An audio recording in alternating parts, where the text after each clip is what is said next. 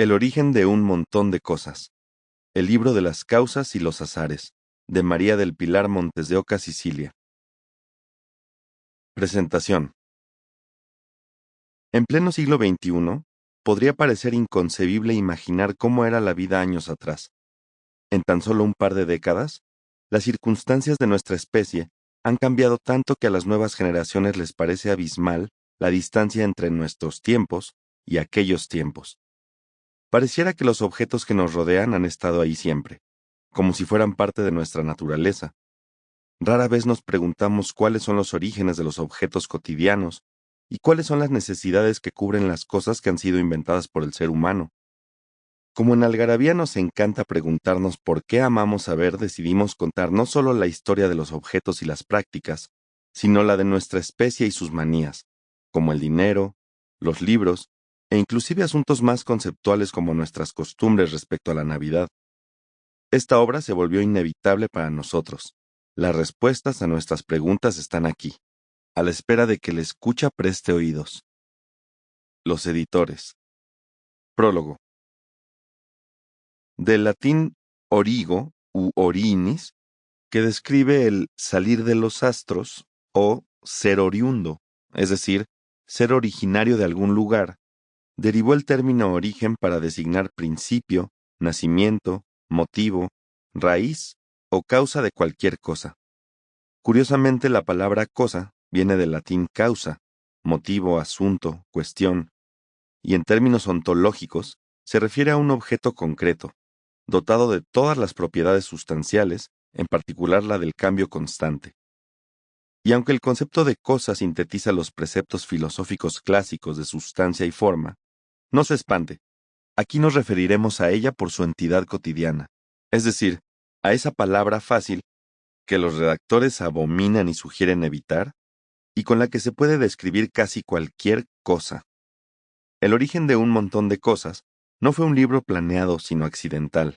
No se concibió como un volumen íntegro, sino que se fue escribiendo, dato por dato, artículo por artículo, de forma incidental, para responder a una pregunta específica en su momento.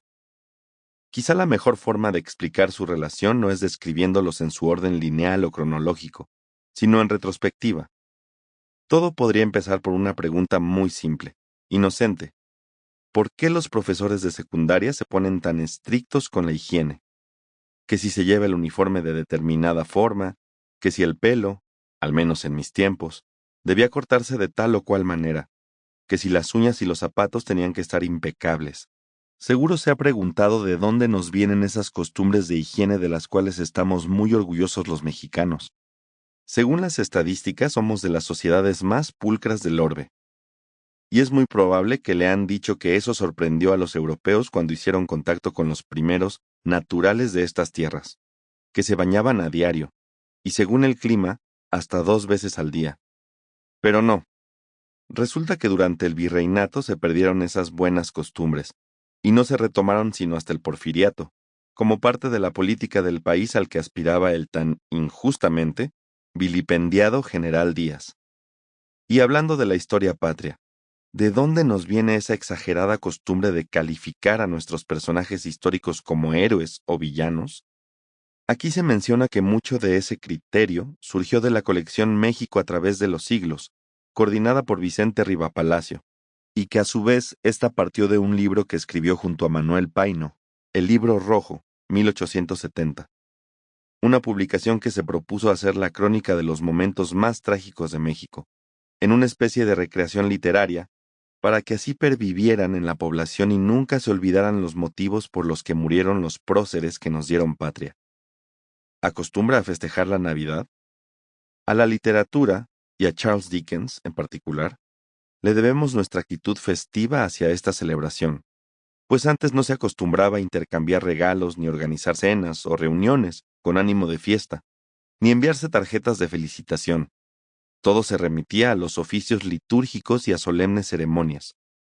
Y fue gracias a su canción de Navidad, 1843, que ahora esa ocasión es sinónimo de festejo familiar, de reencuentro, en algunos casos casi obligado u obligatorio, y de reflexión de nuestros actos con quienes nos rodean, o debería serlo. Curiosamente, Sample complete. Ready to continue?